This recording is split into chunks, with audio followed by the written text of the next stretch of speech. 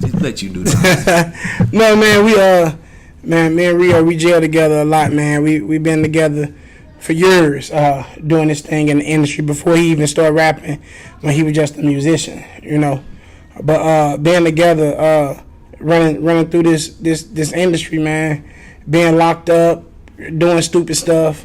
Went through my divorce. He was there. He was there for me. Went through the death of my mama. He was there for me. You know what I'm saying? He been there from day one, and we just like jail. You know what I'm saying? It was like Timothy. Yeah. You know what I'm saying? Uh-huh. We just jailed, man. From then on, man. And he know me. Like even with the song Knockout. What's up, y'all?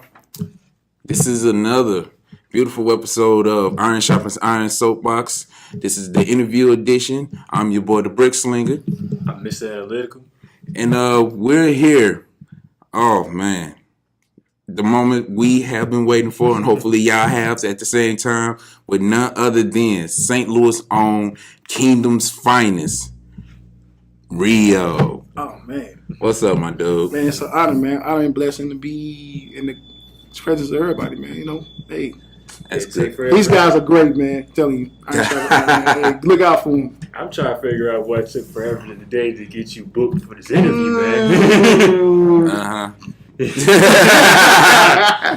But first things first, man. The name RIO. What's the story behind that, my dude? My real name is DeMario Oliver, and I think one day I was at church one day and somebody was like, "Hey, man, RIO." I was like, "Man, that's not my name."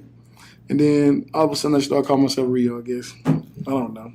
That's cool. So it's cool, a short name. Cool and short. Nothing wrong with that. Sometimes it's nothing fantastic. It's just the last 3 letters of my first name. Ain't nothing wrong with being goofy, man. Yeah. God made everybody different for a reason. Oh yeah, yes sir. But we definitely would like to know, what was it like to be experiencing the type of creativity that you experienced to come out with the music that you come out with? Man, it is probably the weirdest stuff because I do a lot of music all the time. I play keys, I play drums, play a little bit of guitar, bass, all that type of stuff. I'm the minister of music at my church. I actually didn't start rapping until I figured out that I really wanted to serve Jesus, because I never did rap secularly or anything. It just kind of just picked it up. It's like, I take that back. I was producing for somebody, but then they stopped rapping. They was like, well, I don't want to rap for Jesus no more, type of stuff. I was like, man, it's crazy, you know. Then all of a sudden I just picked up the mic, started rapping. I was like, I want to do this. And then just over the time, just kind of just got comfortable with it and finding myself, or finding the creativity God has given me, and kind of use it to the ability of what he's given me, and just kind of fall in line with that. Okay, cool. So it's obvious that you have chose Christ before rapping. Yeah, it was really weird. I grew up a preacher's kid, of course. Stepfather was a pastor. My mom is an evangelist. He was a pastor. He is a pastor. Mm-hmm. He was assistant pastor first, then he became pastor. And then my mom is the evangelist, first lady at the church, minister at the church. And of course, like any other PK, rebellious.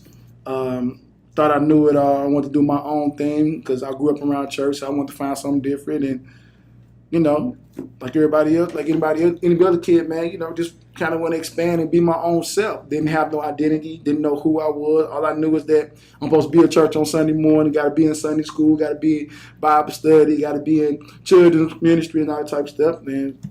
So it was always in me. That's where ministry come from. Okay.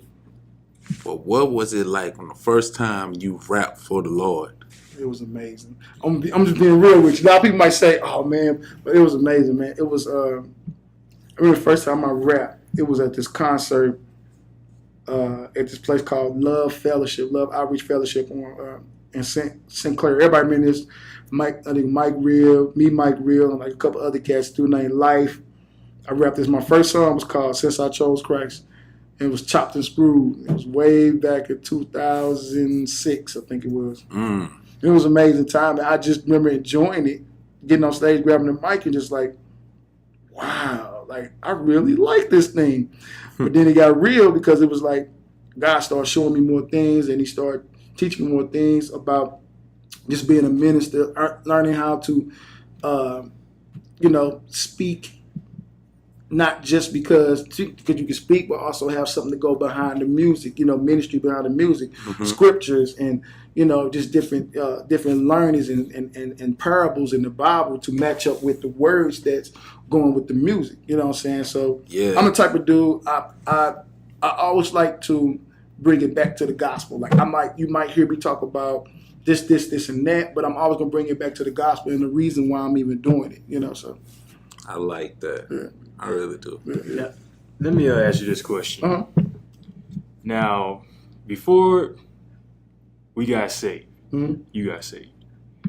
Explain to people what was the transition to being a Christian, because a lot of people look at people like us as thinking, oh, they faking stuff like that. So how would you tell them people how to transition from the Lord, and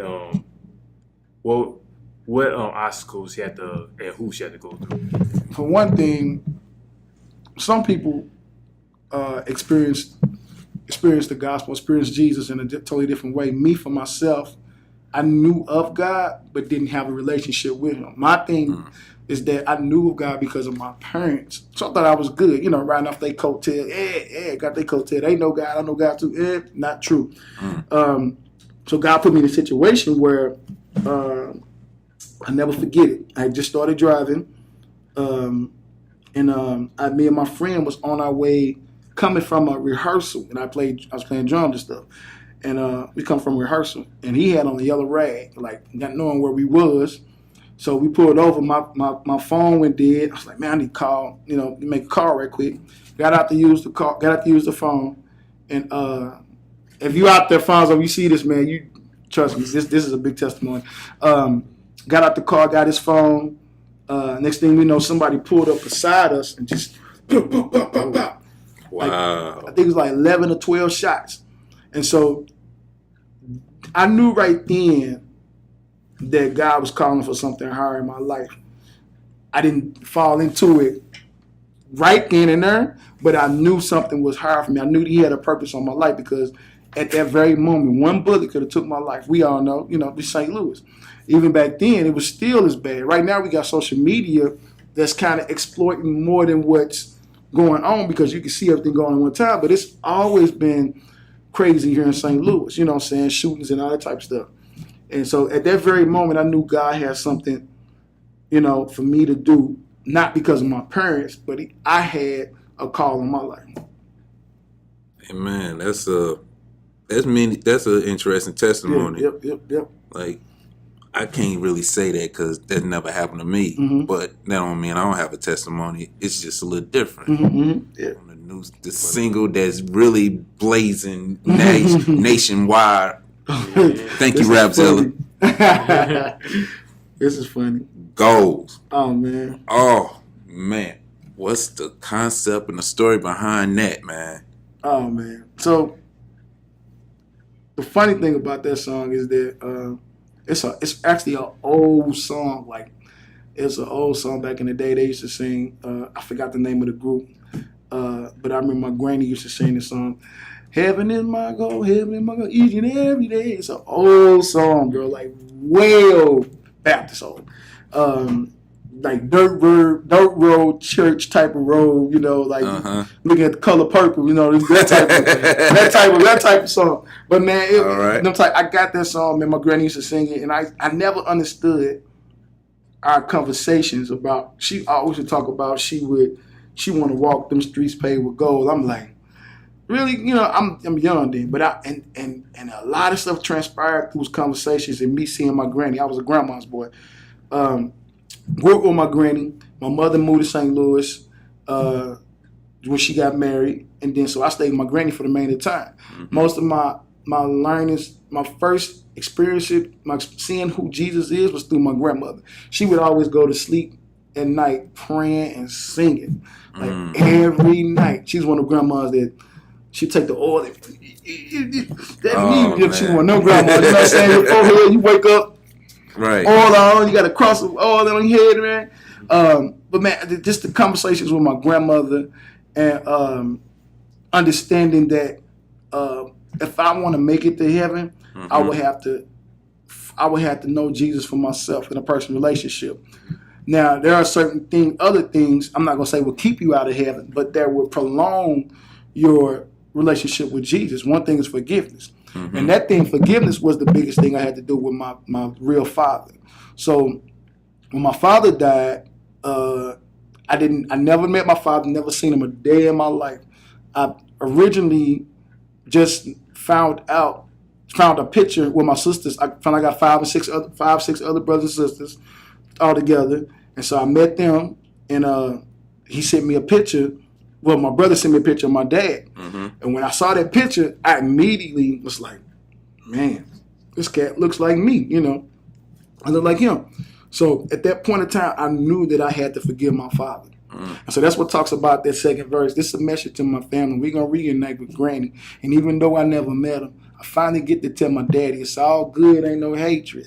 I'm happy in Jesus. He saved us. No worries, no worries, no worries. Just know that I'm glad that you made it. So I'm just saying, like I forgive you, Pops. Like I don't hold nothing against you because I want to make it to heaven. So even when I get to heaven, I still want to say, hey, let's have a good time. You know what I'm saying? Yeah. So and that forgiveness played a big part of me becoming rebellious and all that type of stuff because I disliked my mom because I thought it was her fault because she never would, try to get me in contact with my real father, nothing like that. So it was like, in order for me to make it to heaven, make heaven my goal, I got to come with forgiveness. I got to remember the things that I was taught, everything, bro. So, it's a short words, but it's a lot to go to. Yeah, man, because I had to learn this myself about forgiveness with my dad too, and my two sisters. And a lot of people get the concept if you hold that forgiveness that you're damaging them. In reality, you're damaging yourself. Exactly. That's why God says in His Bible that forgiveness is not for them, it's for you. For you, yeah. You know what I'm saying? Like I know when my dad and my two sisters, I already had to hold a grudge against them. And it ate me alive. Like it started to manifest in my life, that unforgiveness, and I started lashing out at people. I was constantly mad and angry for no reason, and I didn't know why until I found out the root of the problem. And then when I actually reconciled with my dad and my two sisters, it's just a big release off my head and my shoulders, man. Wow. Like so. Yeah. Forgiveness is a powerful tool, man. You learn that, because like you say, it imprisons you. It puts you in this jail that in your mind that like, oh, this is here. He did this to me, or she did this to me, and all along, man, they didn't go on about their life, sleeping in their bed at night, cool, chilling, cool as a fan. You the one tripping, like, man, why they do this to me? Like. Sometimes you just got to be the bigger person. Hey, I forgive you, brother. I forgive you, sister, and move on about your life. One of the biggest things that this project now that I'm getting ready to drop in the next couple of weeks is dealing with freedom. A long time I didn't have freedom. You know what I'm saying? It was just a mindset type of thing. I knew who the Son set free is free indeed, but it was just that freedom. It wasn't something that I could grab onto because I was so much holding on to other things. You know what I'm saying? Like when you get free, man, you really don't, nothing seems to bother you, the small things or the big things, because you know who you're free in. So you know where your freedom comes from. You know what's happening. You know what's going on. So now you just mentioned the project. What's the name of it, and what can we expect as not only as fans, but also music lovers and also faith loving, faith believing, all that beautiful stuff? I'm gonna be honest with you. One big party, just a big party, bro. I just want to I want everybody to party with me. Seriously, you know what I'm saying? From the beginning to end, I want to party and encourage you. It's a big party just to encourage people. That's all it is. You know what I'm saying? I work with three producers. I work with two producers from St. Louis, D on the track, and D Hood, who also worked with Thiz and Flame and Jason and them cats. D Hood, yeah, yeah. So they just brought a totally different. It brought something different out of me. You know what I'm saying? Because I'm used to producing by myself. I still did a lot of co-producing on it, but most of it was just me saying, I want to find a different. I want to talk about this freedom that I got. Let's talk about this freedom. Let's talk about this party that I want to have. You know what I'm saying? That's all finding RIO is, man. It's just I was able to find a whole totally different aspect of me in my artist walk and also in my my walk in Christ. Ooh, I like that, man. I really do. But until that day comes when we all getting experience that party, where can people link up, contact, book you, or to find your music to enjoy until and go where they can download Gold and stuff like that? So where's Goals? It goes on New H2O, Rapzilla. The video's on Rapzilla. It's on Christian Hip Hop Radio. Goals is probably everywhere right now. We thank God that he was able to, put that mug out, man. Shout out to Reggie for shooting it, who's going to be shooting my next single. Reggie is a good guy, man. Young cat, man, from Cape Girardeau. He moved to St. Louis. But yeah, man, you can go get Goals probably from anywhere. Just, kind of put it in Google and then search it, RIO, GOALS. I think that's how you spell goals. Oh my God, did I just misspell goals like that? Jesus Christ. I'm tired. Anyway, but you can go get that mug and then also find find me on Facebook. I am RIO Music. Twitter, I am RIO Music. Instagram, Snapchat, all that, whatever. But I'm there. So. All right, well, if nothing else, man, I want to say it is a total honor and a privilege of you being a blessing to us and letting us be a blessing to you on this platform, aka the Soapbox. So continue to support the kingdom, man. And as always, I am the Brick Slinger. I'm Mr. Analytical. And as always, keep sharpening one another. Support the kingdom. Take care and God bless. Laborers.